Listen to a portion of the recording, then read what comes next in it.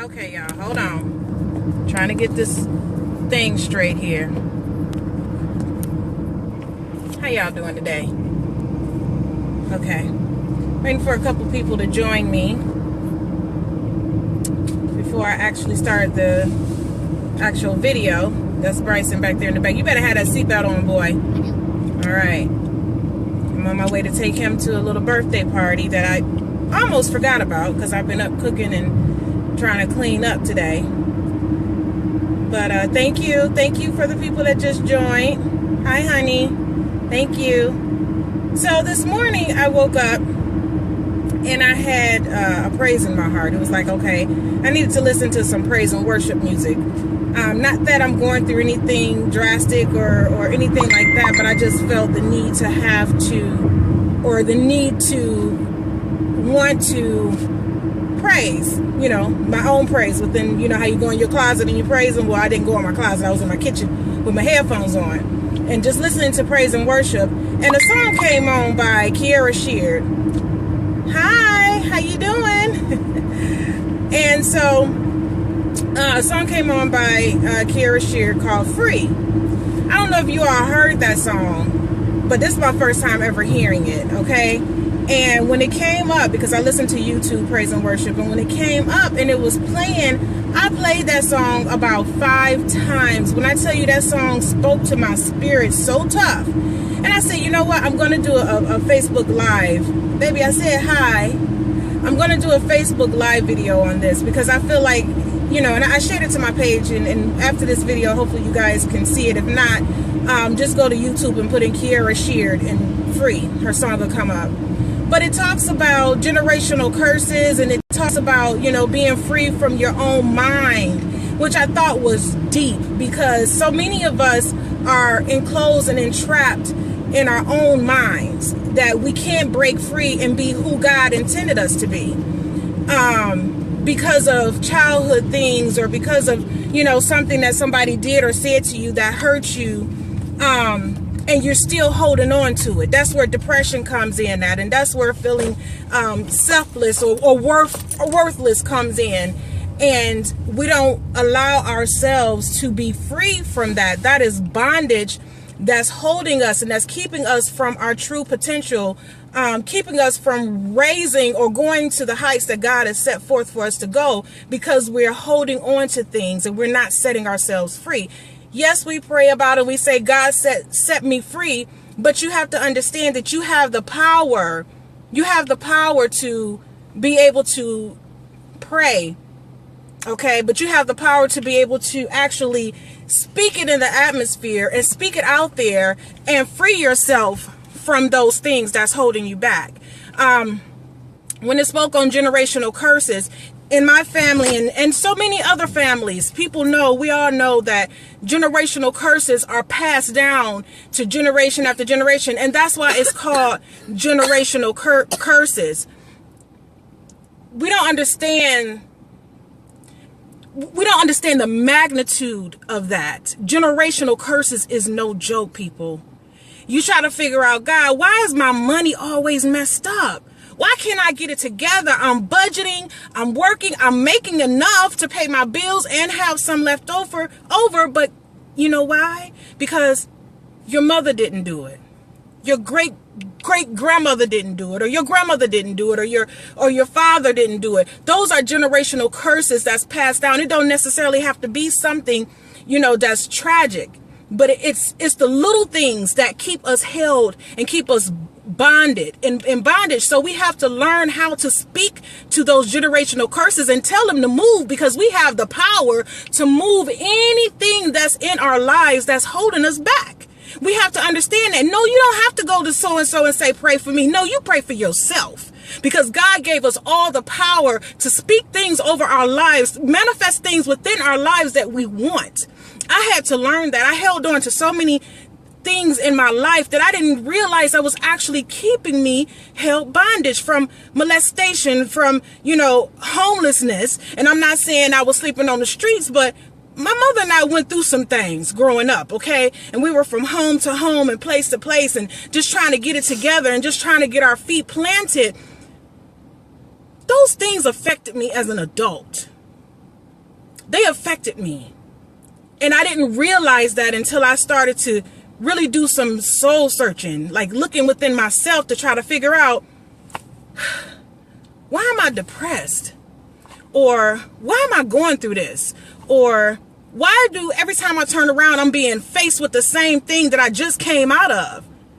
Those are generational curses, and those are those bonds that I put in my mind, and I thought that I put it away and I tucked it away. But no, I had to speak to those things and tell them to get away from me, get from around me. You're no longer welcome in my life, because those things were holding me back from what God is intending for me to do.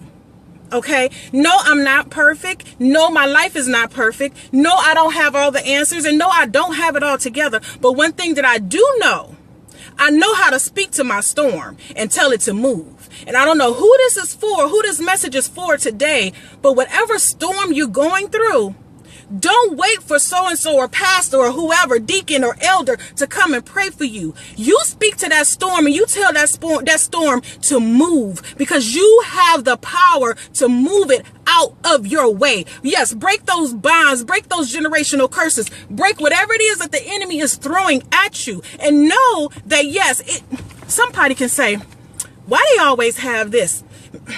God, they don't deserve that. Or, you know what? I hope they lose that car. She thinks she bad. I hope she lose that house. She thinks she this, or he thinks he's that. You know what? Those are things being spoken over your life.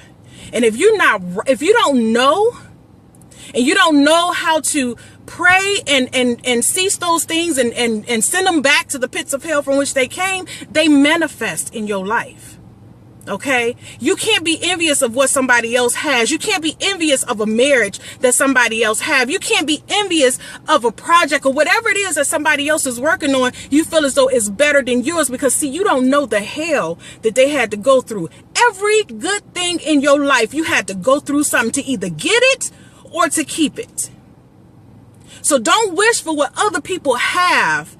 You ask God to put in your life whatever it is that's tailor-made just for you from him. That's what you want. You don't want what somebody else have. Okay? Because you have to turn around and you have to carry those burdens or those trials or those tribulations along with that blessing. Right? And you might not be equipped for that. You may not be equipped for that. I asked God, I said, Lord, why is that when I turn around, this is happening? Or, I have a fear of being broke. That's a fear of mine. But because it's a fear of being broke and not having a penny or a dime to my name, it can manifest. Why? Because it's a fear. Why? Because I'm thinking it. Not necessarily speaking it, but I'm thinking it. And your thoughts are powerful. Your tongue is just as powerful. So this is what I want you to do. I challenge you today. Whatever it is, I'm at Dollar General, honey. Whatever it is that's going on in your life and you're tired of it, you speak to it. Speak to that storm, speak to that situation, speak to whatever it is that you're going through, and you tell it to move. I'm not a minister, y'all. I'm not an evangelist. I'm just a regular person. I'm an everyday person. I'm a mom. I'm a wife and a sister, aunt, whatever it is. That's just me. I'm not here to preach to you. I'm here to give you sound advice, speaking from what I've gone through, speaking from what I'm currently going through. But I want somebody to be encouraged. Don't look for somebody to encourage you. Encourage your doggone self. Okay? Look in that mirror and say, I am great. I am God's child. I have the power to do whatever it is that I set my mind to do. Speak to that storm right now. Tell it to move. You don't have to know how to pray. Some people say, well, I don't know how to pray. Well, what do you mean you don't know how to pray? You know how to talk. You know how to open your mouth, and you know how to say words. Open your mouth and you talk to God. That's your friend. That's your friend. You talk to him and you talk to those situations. You command it to leave out of your life. Get away. It's no longer welcome. Guys, I had to do that so many times. I had to do that in so many situations. And when I learned to use the power that God has given us, things started opening up. Things started manifesting in our lives. Things started to happen. And trust me, there's always going to be a dagger. Somebody's going to come in your path and try to throw you off. They're going to try to tell you, oh, that doesn't work, or God isn't real. Or they're going to try to tell you or explain to you how God ain't real because this, and that. I tell you what, you better have your own relationship. You better know who God is for yourself. Because if you don't, you can get caught up. You can get caught up in that mess. Hey, don't sit here and say, well, I don't go to church. I can't go to church. So maybe God is, hold on, Bryson. Maybe God is, he's mad at me, or maybe he's not going to hear from me right now because of the mess that I'm in. No. You better talk to him, because God will meet you right where he is. See, when Jesus walked this earth, he didn't walk with the saved and sanctified people. Okay? Y'all know now. Y'all know I'm speaking the truth. God did not walk with the saved and sanctified people. He did not walk with the people who were so earthly bound. No, I'm sorry. They were so heavenly bound until there were no earthly good. He did not walk with those people. He walked among the people just like us. He walked among people who were doing things that was not of him, was not of God, that was not pleasing. He walked among those people. He performed miracles in those villages. Okay? Not for the people who already had it all together. He didn't. He didn't. So y'all better come on now. Listen, I need y'all to speak to those storms. I need you to speak to your storm right now. After you're done watching this video, or while you're watching this video, you put on you some praise and worship music and you speak to those storms and you tell those storms to move. Why? Because you have the power. Because God gave it to you. God gave you everything you need to survive on this earth today. Everything. I had to come outside, and I had to do this video because God laid it on my heart to do it. And when he tell me to move, I have to move. If I don't, then I'll be in trouble. So if it's something on here that you guys didn't like, hey, chalk it up talk to God about it. Because right now I just have to be real. I have to do what he tell me to do and what he leads me to do. There's so many people out here hurting. Not right now. We're about to go into the holiday seasons. This is where you're going to hear of the most suicides being committed. You're going to hear of a lot of deaths going on. Why? Because we're about to change. Everything is changing. We're going into that holiday season where people feel hopeless and they feel depressed and they feel alone and they feel like, oh, I can't get by. Your family may be gone, or your parent is gone, or whoever, your loved one is gone, and you feel like you can't get through this season. You can make it. You can make it through the season. You can make it through whatever it is that you want to make it through. Okay?